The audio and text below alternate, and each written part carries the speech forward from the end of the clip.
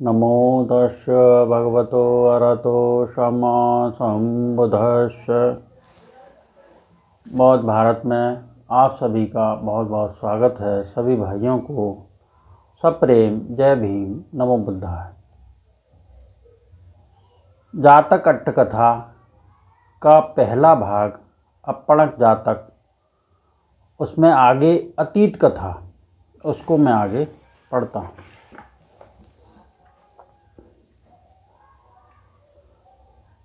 अतीत कथा। पूर्व समय में काशी राष्ट्र के वाराणसी नगर में ब्रह्मदत्त नामक राजा था। उस समय बोधिसत्व ने व्यापारी सार्थवाक के कुल में जन्म ग्रहण कर क्रमशः सयाने हो आयु प्राप्त हो वह 500 गाड़ियों ले व्यापार करते हुए विचरते थे। वह कभी पूर्व देश से अपरांत देश जाते थे, कभी अपरांत से पूर्व। बनारस ही में एक अन्य भी व्यापारी सार्थवाक का पुत्र था, लेकिन वह अबोध, मूर्ख, अविकसित बुद्धि का निश्चल जड़ था। उस समय बोधिसत्व ने बनारस से बहुत सा मूल्यवान सामान ले 500 गाड़ियों पर लाद चलने के लिए निश्चय किया। व्यापारी के उस अबोध पुत्र ने भी उसी प्रकार 500 गाड़ियां लाद चलने की तैयारी की थी। बोधिसत्व ने सोचा, यदि यह मूर्ख मेरे साथ ही जाएगा तो एक ही मार्ग से 1000 गाड़ियों के गमनार्थ मार्ग अपर्याप्त संकरा आदमियों नौकराद के लिए लकड़ी, पानी तथा बैलों के लिए घास चारा मिलना कठिन हो जाएगा। इसलिए या तो उसे आगे जाना चाहिए या मुझे। इसलिए उसको बुला, हम दोनों एक साथ इकट्ठे नहीं जा सकते, तुम आगे जाओगे या पीछे, कहा। उसने सोचा, आगे आगे जाना मेरे लिए शुभ परिणाम वाला लाभप्रद है। अविकृत अभिन्न मार्ग से जाऊंगा। बैल अस्पृष्ट बिना छुआ तृण खाएंगे, मनुष्य व्यंजन बनाने के लिए अस्पृष्ट अछुए पत्ते खाएंगे, शांत निर्मल पानी प्राप्त होगा और इच्छानुसार मूल्य निर्धारित कर सामान बेचूंगा। सोचकर उसने कहा, सौम्य मैं आगे जाऊंगा। बोधिसत्व ने पीछे जाने में अनेक शुभ परिणाम लाभ देखे। उन्होंने सोचा, यह आगे आगे मार्ग में विषम स्थानों को शम करेगा, मैं उसके गए बनाए रास्ते से चलूंगा। आगे गए बैलों तथा पुरानी सूखी घास खा लेने के कारण मेरे बैल नवअंकुरित मधुर तृण को खाएंगे। तोड़ लिए गए पत्तों के स्थान पर नए उत्पन्न पत्ते व्यंजन के लिए मधुर होंगे। जहाँ पानी नहीं, ऐसे स्थानों को खोदकर ये सब पानी निकालेंगे। इस प्रकार दूसरों के खोदे हुए कुएं गड्ढों से हम पानी पिएंगे। वस्तुओं का मूल्य निश्चित करना मनुष्यों की प्राण हानि के समान है। मैं पीछे जाकर इनके द्वारा निर्धारित मूल्य पर सामान बेचूंगा। इतने लोग देखकर उन्होंने कहा, सौम्य तुम आगे जाओ। अच्छा सौम्य, कह वह अबोध मूर्ख व्यापारी गाड़ियों को जोत निकल कर क्रमशः मनुष्यों की बस्तियां पार कर कांतर मरुभूमि के प्रवेश स्थान सीमा पर पहुंचा। चोरों का कांतार, बाल हिंसक जंतुओं का कांतार, भूत प्रेतों का कांतार, निरुद्धक मरुस्थल, रेगिस्तान और अल्पभक्ष खाद्य वस्तुओं की कमी वाला 5 प्रकार के जंगल होते हैं।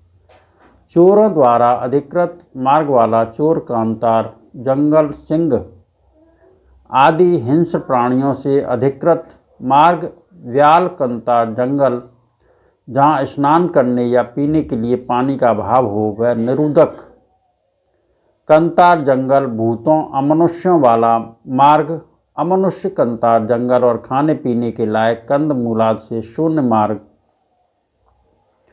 अल्पभक्ष कंतार जंगल। इन 5 प्रकार के जंगलों में से वह कंतार निरुद्धक कंतार तथा अमनुष्य कंतार था। इसलिए वह लड़का गाड़ियों में बड़े बड़े मटके पानी से भरवा कर रखने के पश्चात उस 60 योजन लंबे कांतार में चला। कांतार के बीच में पहुंचने पर कांतार में रहने वाले यक्ष ने, मैं इनके साथ का पानी फेंकवा इनको दुर्बल कर सबको खा सकूंगा, सोचा और सर्वथा श्वेत वर्ण तरुण बैल को मनोरम रथ यान में जुतवा धनुष, तरकश, ढाल आदि हथियार आयुध हाथ में ले और नीले श्वेत कमलों की माला धारण कर, गीले केश तथा गीले वस्त्र 10-12 दैत्यों यक्षों से घिरा एक महाराजा ईश्वर पुरुष सदृश कीचड़ में फंसे हुए पहियों वाले रथ पर सवार मार्ग में स्थित हो गया। उसके आगे पीछे चलने वाले उसके सेवक परिचारक भी भीगे केश, भीगे वस्त्र, नीले सफ़ेद कमलों की मालाएं धारण कर, लाल सफ़ेद कमलों के गुच्छ लिए पानी की बूंदें कीचड़ में टपकाते और कमल नाल खाते हुए चल रहे थे। व्यापारी रथ में बैठ सब सामने की हवा चलती, परिचारकों से घिरा उनके द्वारा धूल को हटवाता, आगे आगे चलता, पीछे की हवा चलती, तब उसी प्रकार पीछे पीछे चलता था। उस समय तो सामने की हवा थी, इसलिए व्यापारी आगे आगे जा रहा था। इसमें कांतार, संस्कृत में कांतार जिसका अर्थ जंगल है, शब्द से भिन्नार्थक है। यहाँ यह जंगली मार्ग का अर्थबोधक है। यक्ष ने उस व्यापारी को आता देख अपने रथ को रास्ते से एक ओर करके पूछा, कहाँ जाते हैं? फिर कुशल क्षेम की बातचीत की। व्यापारी ने भी अपने रथ को रास्ते से एक ओर हटा अन्य गाड़ियों को जाने का रास्ता दे एक ओर खड़े खड़े उस यक्ष से कहा, जी हम बनारस से आ रहे हैं। और पूछा, आप यह जो उत्पल कुमुद धारण किए, पद्म पुंडरीक हाथ में लिए, कमल नाल खाते, कीचड़ से सने पानी की बूंदें गिराते हुए आ रहे हैं, क्या आप लोगों के मार्ग में वर्षा हो रही है?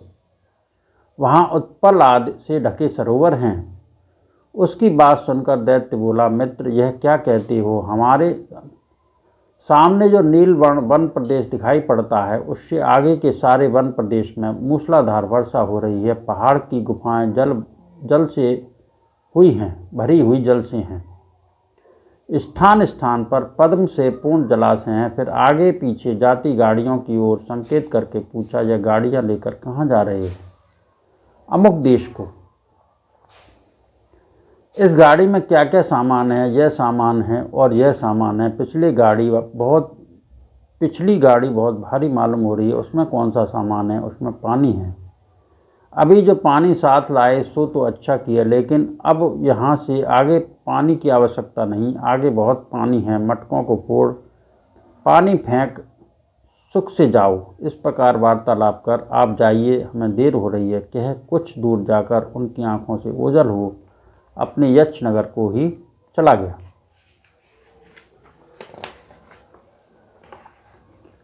उस मूर्ख व्यापारी ने अपनी मूर्खतावश यक्ष की बात मान मटके फुड़वा, बूंद भर भी पानी न रख, पानी फिकवा, गाड़ियां हकवा दी। आगे रास्ते में थोड़ा भी पानी न था। आदमी सेवक पानी के अभाव में पीड़ित होने लगे। उन्होंने सूर्यास्त तक यात्रा कर शाम को बैलों को खोल गाड़ियों को घेरे में खड़ा कर बैलों को गाड़ियों के पहियों से बांधा। न बैलों को पानी मिला, न मनुष्यों को भोजन। यवागु भात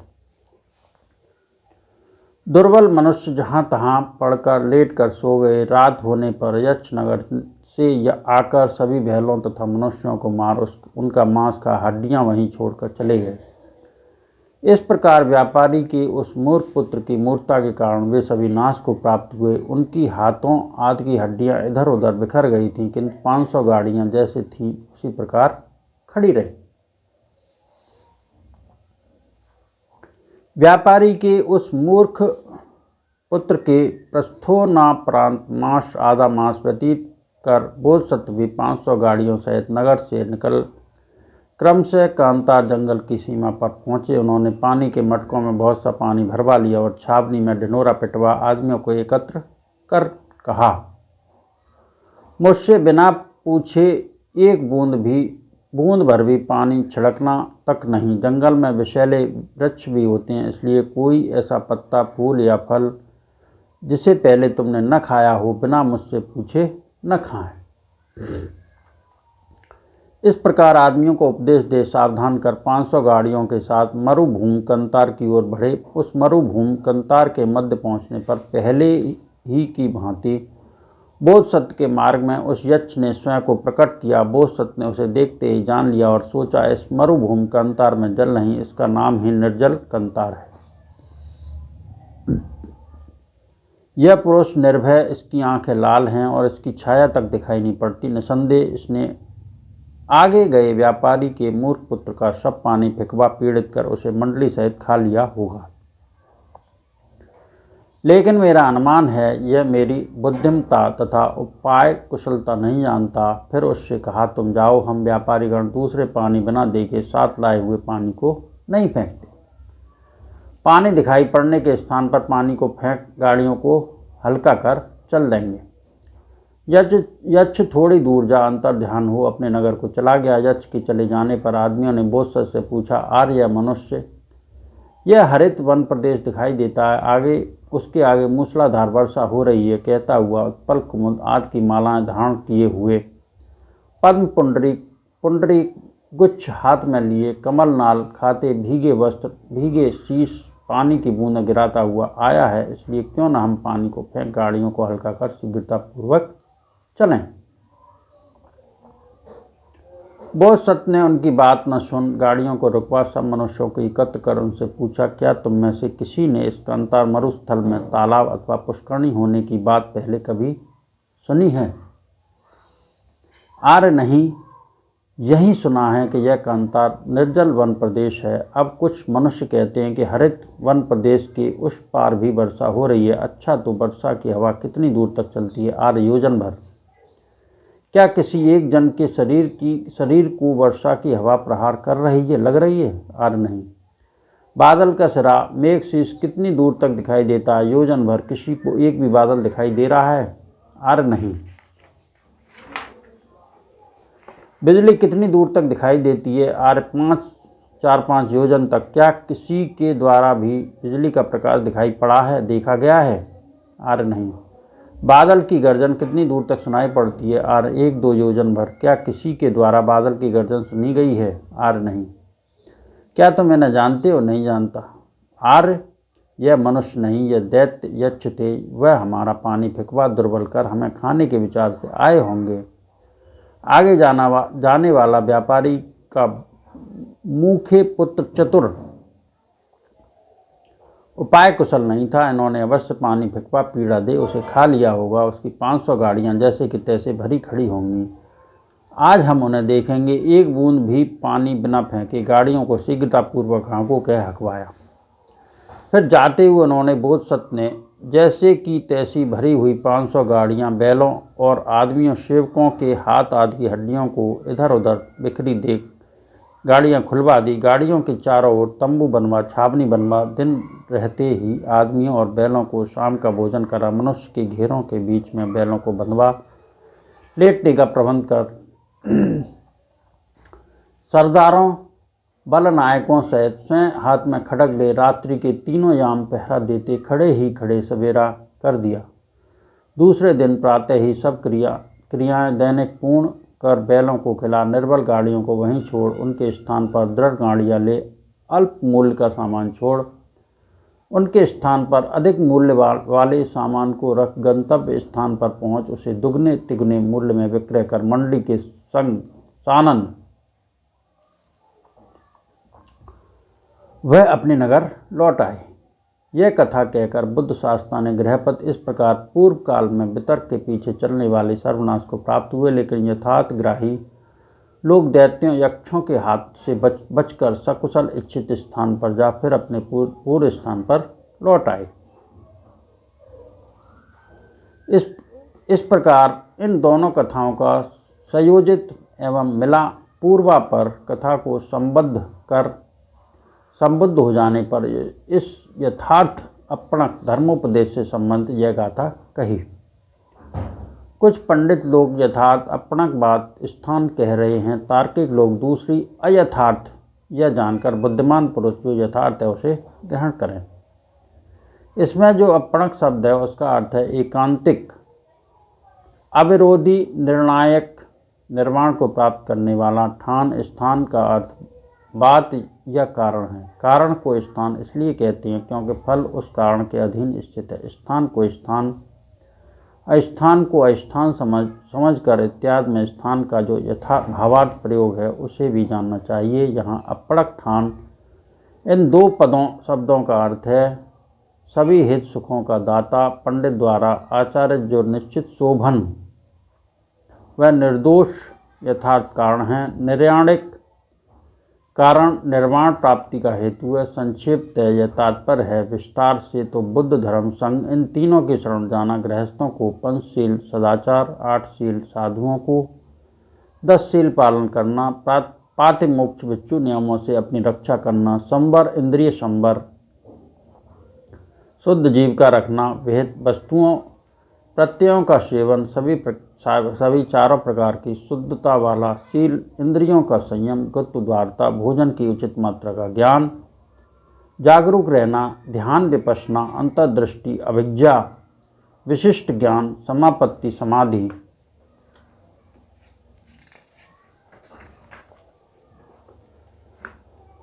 आर्य अष्टांगिक मार्ग, आर्य फल का, यह सब अपणक बातें, स्थान अपणक रास्ता, प्रतिपदा निर्णायक मार्ग है।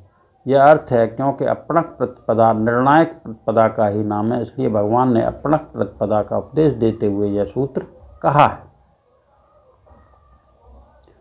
भिक्षुओं, 3 धर्म बातों से युक्त भिक्षु अपणक यथार्थ प्रतिपदा में प्रयत्नशील होने पर चित्तमल, आश्रम का क्षय तथा सामर्थ्यवान होता है। किन 3 धर्मों से भिक्षु इंद्रियों को वश में रखता है, भोजन की उचित मात्रा का ज्ञान रखता है और सचेत रहता है। भिक्षु कैसे इंद्रियों को वश में रखता है? जब भिक्षु रूप स्थूल वस्तुओं को देखकर उसके आकार निमित्त को ग्रहण नहीं करता, इस प्रकार भिक्षु इंद्रियों को वश में रखता है।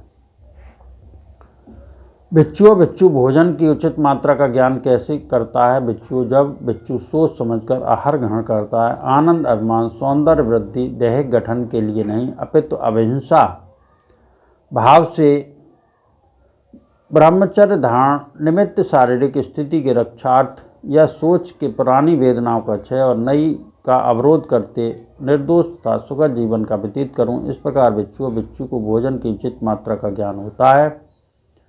भिक्षु सचेत जागरूक कैसे रहता है? भिक्षु दिन में टहलना और बैठना, इस प्रकार भिक्षु सचेत रहता है। इस सूत्र में 3 ही धर्म कहे गए हैं, लेकिन यह अपणक प्रतिपदा अरहंत फल की प्राप्ति तक रहती है। यह अरहंत फल भी फल समाधि तथा उपाधि रहित निर्वाण की प्राप्ति के मार्ग प्रतिपदा का ही नाम है।